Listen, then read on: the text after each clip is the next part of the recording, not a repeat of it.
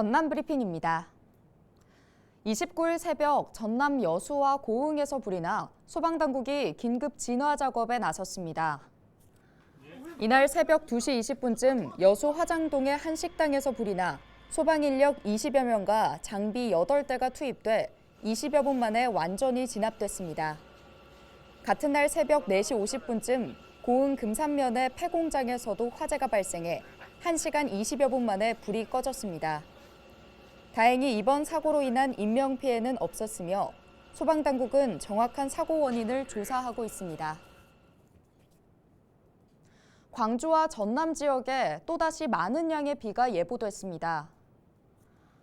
광주기상청은 29일부터 30일 오전까지 중국 산둥반도 부근에서 발달한 저기압과 정체전선의 영향 때문에 100에서 200mm의 비가 더 내릴 것으로 내다봤는데요.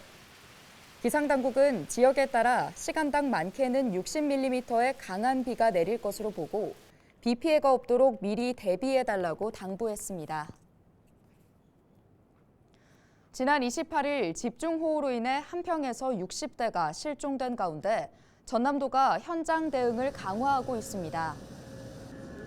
김영록 전남지사는 사고가 발생한 한평군 엄다면을 찾아 실종된 수리시설 감시원 67살 오모 씨의 수색 현황을 살펴보고 빠른 사고 수습과 최대한의 보상 조치를 주문했다고 밝혔습니다.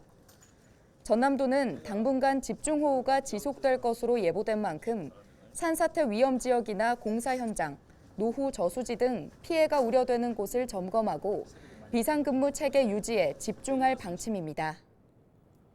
일자리를 구하지 않는 청년이 늘었다는 통계가 나왔습니다.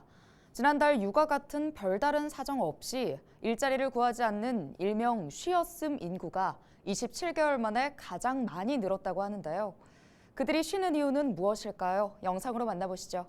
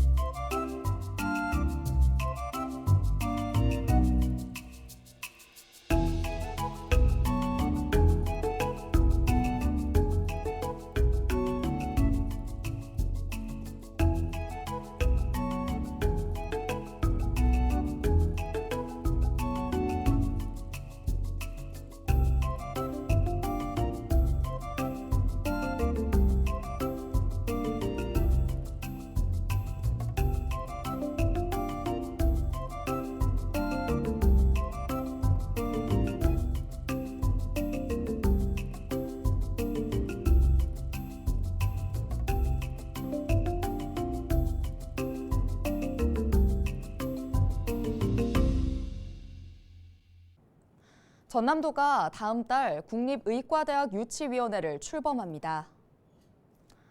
전남도는 올해 2분기 전남 도내의과대학 유치 전담반 회의를 열고 공공의료 기반 시설 확충과 의료 기본권 보장을 위해 추진 중인 전남도 국립의과대학 유치 대응 방안을 논의했다고 밝혔는데요.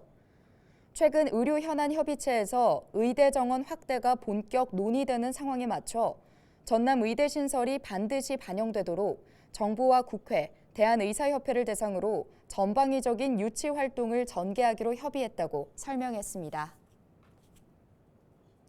전남도가 군공항 이전 바로 알기 강연회를 열고 이전 논란에 대한 공론화 과정을 거쳤습니다. 지난달 8일에 이어 두 번째로 열린 강연회는 무안국제공항 국내선 통합과 광주 군공항 전남 이전 제대로 이해하기를 주제로 강연이 펼쳐졌습니다. 강연자로 나선 정기영 사양대 교수는 군부대 특성상 공공기관 이전에 비해 가족 이주가 필수적이며 이를 통해 문화 공동체 파급 효과가 크다며 주민 설득에 전남도가 주도적인 역할을 해야 한다고 강조했습니다.